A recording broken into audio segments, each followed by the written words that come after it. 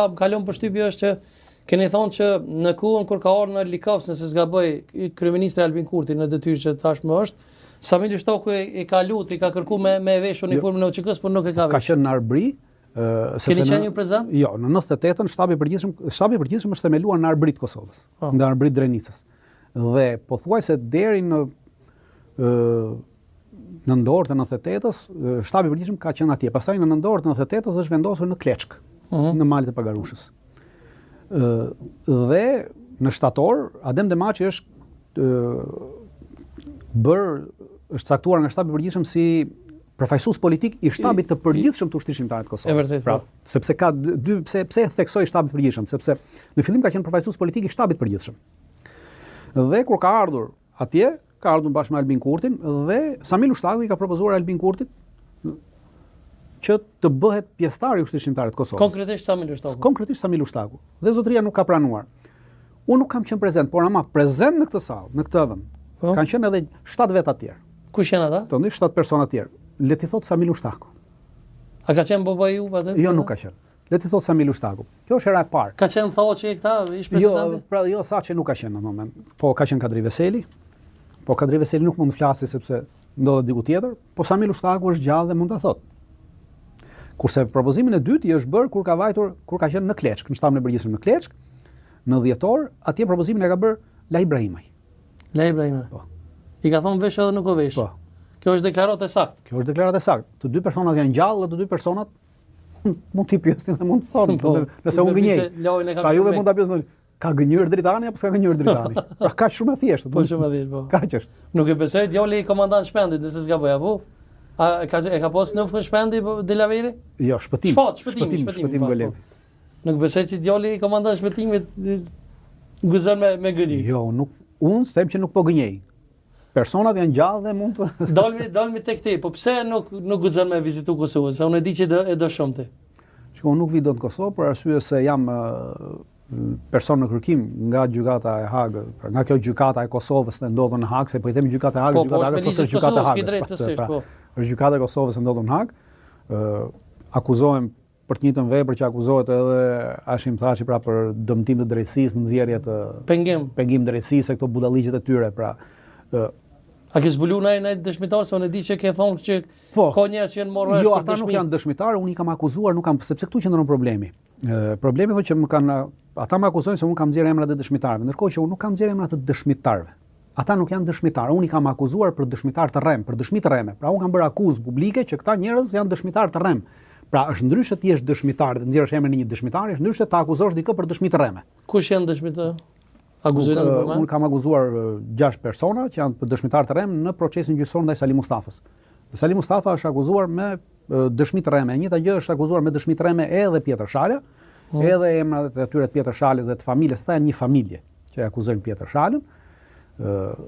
Edhe ata i kam deklaruar, pra i kam thënë, pra këta janë 2 persona që për momentin është e vërtetuar që janë akuzuar me dëshmi të rreme. Edhe pjesa më e madhe, edhe dëshmitë të tjera që janë në procesin tjetër ndaj Hashim Thaçit, Kadri Veselit, Recep Selimit dhe Bas Jakub, janë totalisht të rreme, janë prralla. Pra janë të rreme për arsye se ti i ka akuzuar këta persona për diku të rreth mbi 150 serb të vrarë ose të humbur ose të zgjuar. Ndërkohë që dëshmitë e familjarëve të tyre serbe thonë që kur vinë në proces thonë që fëmijët e tyre, burrat e tyre, baballarët e tyre kanë qenë paramilitar, pra kanë qenë veshur. Në momentin që ti je paramilitar, atëherë këto dëshmi nuk kanë punë në këtë proces, sepse ti i ka akuzuar për krime lufte, të vrasësh një ushtarak, nuk është krim lufte. Krim lufte është vrasje një civil, pra këtu në këto mes kemi vrasje të civilëve. Kemi vrasje të ushtarakëve. Absolutisht, po këtu. Paramilitarëve. Po. Ç'pun kanë ata në këtë proces? Çdo njeri kishte vrarë paramilitar. Edhe unë sa të mor praktikisht shtëpisë. Absolutisht. Pra kjo është problemi. Dhe pastaj thon drejtësi, këtu s'ka çështje drejtësie më. Çka më tani a do të lirohen ata? Unë uroj që të lirohen, po kjo drejtësia e këtyre, kjo drejtësia e mbrapsht e këtyre ndërkombëtarëve, unë nuk një mendim thotë që një pjesë do të lirohen, një pjesë do t'i mbajnë në shkallë të parë, pastaj në kur shkojnë në shkallë të dytë mund të lirohen. Cilat do të lirohen sipas teje? Mendimi jot? Unë mendoj që ata do të lirojnë Kadri Veselin dhe Recep Selimin në shkallë të parë dhe pastaj Baca Jakub edhe Hashimi e fitojnë në shkallë të dytë dhe lirohen. A e she ish presidentin thotë që përsëri në politikë në Kosovë? Unë do të doja që të kthehej. Nga disa deklarata, nga disa intervista që ka dhënë në fund, kam parë një stepje të tij që nuk do të përzihet më në këtë. Por ama unë do të thosha që duhet Kosovë sigurisht. Duhet të kthehet sepse ka një karizëm, ka një mund ta bëj bashkë opozitën e cila është bërë pikë 5. Pra le ta themi, opozita në Kosovë është secila është pikë 5, secila në sabletin, kanë fundur duar në xhep edhe po rrin me duar në xhepa. Pajtuna plotësisht. Të rish me duar në xhepa, në opozitë nuk është opozitë. Është se hirlik. Pra hajde dalim dhe bëjmë se hirlik. O bo paterice e pushtetit? Po nuk do të thosha paterice e pushtetit, po pushteti është duke shfrytzuar këtë serlikun e tyre. Të paftësinë e tyre për të bashkuar, të paftësinë e tyre mungesën e karizmës, mungesën e një individi, një personi që t'i bëj bashkë për një luftë politike. Pra, problemi është një luftë politike, por një luftë politike jo si kjo që bën Albin Kurti, kjo nuk është luftë politike. Pra, luftë politike me të akuza unë në fillim, kur filloi procesi politik në Kosovë pas luftës, pra në 10-15 ditët e para ka qenë një proces politik i ëmbël i këndshëm që ishte shembull për pjesën tjetër shqiptarëve.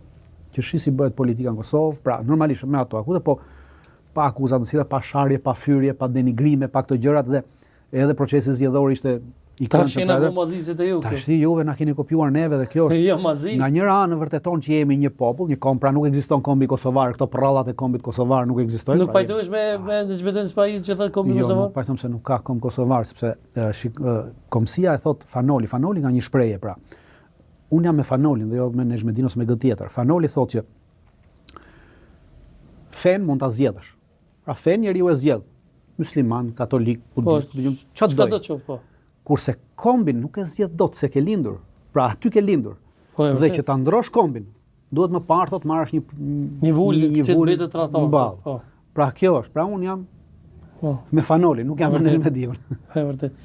Po kur jemi tek vraset që i përmendëm më herët të vraset e pas luftës të eksponentëve të Lidhjes Demokratike të Kosovës, kush mendon që se shpeshherë kanë gjujt shiku tek kështu? Duhet të kemi një vrasje të pas luftës të eksponentëve